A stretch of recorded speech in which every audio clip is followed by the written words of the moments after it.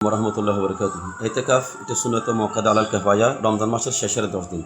সুতরাং এতেকাফ গ্রহণ করবেন যার কাছে হুশ আকল আছে, বিবেক সম্পন্ন বুদ্ধি সম্পন্ন ব্যক্তি এতেকাফ নেবেন, সুস্থ ব্যক্তি এতেকাফ নেবেন, এবং মুসাফির ব্যক্তি এতেকাফ নেবেন না, মুকিম ব্যক্তি এতেকাফ নেবেন। ওনার জন্য সুন্নত মুআক্কাদা আলাল কিফায়া। সুতরাং শিশু, পাগল, অপ্রাপ্তবয়স্ক শিশু এবং পাগল, বেহুশ, যার মাঝে মধ্যে হুশ হারিয়ে ফেলে, বেশি অসুস্থ ব্যক্তি ওনারা মসজিদে এসে এতেকাফ নেবেন না।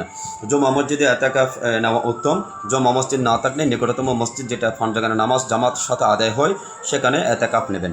এমনকি ফান্ডাগানা যেখানে জামাত সহকারে আদায় ইমামের মাধ্যমে হয় না, এমনি মানুষ এসে 5 ওয়াক্ত নামাজ সেখানে আদায় করেন, সেখানেও এতেকাফ নিতে পারবেন যদি নিকটতম জামে মসজিদ না থাকে।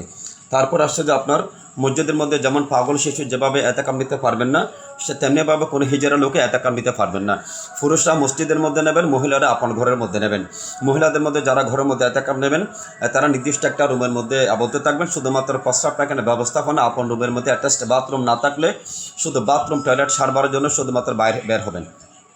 তারপর আসছে যাদের শারীরিক অসুস্থতার কারণে কোনো এতেকাফ যদি রাখতে যদি তিনি না পারেন, যতদিন অসুস্থ থাকবেন ততদিন তিনি এতেকাফ থেকে বিরত থাকবেন। সুস্থ হয়ে গেলে আবার পুনরায় তিনি এতেকাফ শুরু করে দেবেন। মধ্যখানে ছুটে যাওয়া এতেকাফগুলো তিনি পরবর্তী সময়ে সুস্থ হওয়ার পরে রোজা রাখা সহ এতেকাফ আদায় করবেন। মসজিদে গিয়ে যেখানে তিনি এতেকাফ নিয়েছিলেন সেখানে গিয়ে তিনি সেই এতেকাফের কাজা আদায় করবেন। হ্যাঁ, ওই এতেকাফ কাজা আদায় করার আগে যদি তিনি মৃত্যুবরণ করে থাকেন তো ওনার উপর এতেকাফ কাজা ছিল, অসুস্থতার কারণে তিনি কিছুদিন এতেকাফ নিতে পারেননি।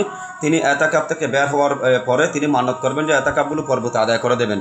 যদি তিনি মান্যত পূর্ণ করার আগে যদি তিনি এতেকাফ আদায় করতে না পারেন, কাজা আদায় করতে না পারেন, তাহলে ওনার ওয়ারিশরা, তিনি ওসিয়ত করে যাক বা না যাক, ওনার ওয়ারিশরা যেন ওনার পক্ষ থেকে প্রতিটি এতেকাফের বিনিময়ে একটি একটি করে ফিতরা আদায় করে দেন। এই হলো মাসালা। আর যদি এতেকাফ অবস্থায় কেউ যদি ভুলে যদি কিছু খেয়ে নেয় অথবা কারো যদি স্বপ্নদোষ হয়ে যায় তাহলে ওনার এতেকাফ ভঙ্গ হবে না। যদি কিছু খেয়ে নিয়ে যদি এতেকাফ যদি ভঙ্গ করে ফেলে তাহলে তিনি ওটা এতেকাফ নষ্ট হবে না, উনি এতেকাফ রেখে যাবেন। পরবর্তী সময় তিনি একটা রোজা এবং এতেকাফ কাজা আদায় করে নেবেন। উনি এতেকাফে থাকবেন, এতেকাফ ভঙ্গ হবে না, তিনি পরবর্তী একটা কাজা রোজা আদায় করে নেবেন শুধুমাত্র। তারপর আসছে যে এই এতেকাফকারী মসজিদ থেকে বের হওয়া বা এতেকাফের স্থান থেকে বের হওয়া, তিনি শুধুমাত্র প্রস্রাব পায়খানা জরুরি হাজত সারার জন্য তিনি বের হবেন, অন্যথায় তিনি বের হবেন না, এতেকাফ ভঙ্গ হয়ে যাবে। হ্যাঁ, ওজুখানা যদি মসজিদ থেকে দূরে হয় শুধুমাত্র তিনি ওজু পাক পবিত্র হওয়ার জন্য ওখানে যাবেন। যদি কেউ গোসল, এখানে গোসলের ক্ষেত্রে একটু জরুরি মাসালা আসছে, কানুনে শরীয়তের মধ্যে এটা একটু খারাপভাবে বলা হয়েছে। তিনি বিশেষ করে আপনার শুধু মুস্তাহাব গোসলের জন্য বের হওয়া নিষেধ, শুধুমাত্র ফরজ গোসলের জন্য তিনি বের হবেন। হ্যাঁ, এখানে একটা আমি টেকনিক শিখিয়ে দিচ্ছি, সেটা হচ্ছে যে কিতাবের মধ্যে আসছে তিনি যদি বাথরুম গোসলের জন্য বের না হয়ে ওজুখানা দূরে আছে বা তিনি প্রস্রাব পায়খানা করার জন্য বের হবেন, সেখানে বের হওয়ার সময় তিনি কাপড় চোপড় নিয়ে বের হবেন, আসার সময় তিনি গোসল করে মসজিদে প্রবেশ করে নেবেন। যদি মসজিদের আঙ্গিনায় মসজিদ সংশ্লিষ্ট যদি অ্যাটাচড কোনো গোসলখানা যদি না থাকে। তারপর আসছে এই প্রস্রাব পায়খানা করার জন্য তিনি নিকটতম জায়গা যাবেন, তিনি দূরে যাবেন না।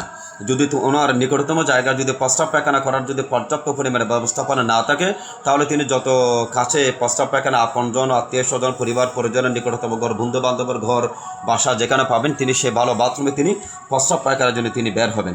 তারপর আসছে যে যারা জুমাবিহীন মসজিদে যারা এতেকাফ নেবেন তাদের জন্য একটি জরুরি টিপস হচ্ছে এটা, তিনি জুমার নামাজ পড়ার জন্য জুমার মসজিদের মধ্যে যাবেন নিজের আবাদতখানা ত্যাগ করে তিনি জুমার মসজিদে জুমার নামাজ পড়ার জন্য যাওয়ার এতটুকুন সময় হাতে নিয়ে যাবেন যে তিনি ওখানে গিয়ে শুধুমাত্র 4 রাকাত কবলার জুমা আদায় করবেন এবং সেখান থেকে জুমার নামাজ শেষ করে মাত্র 6 রাকাত 4 রাকাত সুন্নত আর 2 রাকাত সুন্নতের মুআক্কাদা মাত্র 6 রাকাত সুন্নত আদায় করে তিনি পুনরায় আপন মসজিদে চলে আসবেন। হ্যাঁ, যদি তিনি চিন্তা করেন ওখানকার লোকেরা যদি ওনাকে একটা ভালো ব্যবস্থাপনা করে দেন যে আপনি এতদিন ইবাদতখানায় ছিলেন, আপনি এখানে আমাদের এখানে এতেকাফ নেন, হ্যাঁ, সেরকম একটা সুযোগ সুবিধা যদি তিনি জামে মসজিদে যদি পেয়ে যান ওই দিন থেকে, তাহলে তিনি ওখানে এতেকাফ আদায় করতে পারবে। তবে সেটা মাকরু আদায় করলে তো ওনার এতেকাফ নষ্ট হবে না, ভঙ্গ হবে না, এতেকাফ আদায় করে নিতে পারবেন। এ হলো মাসালা।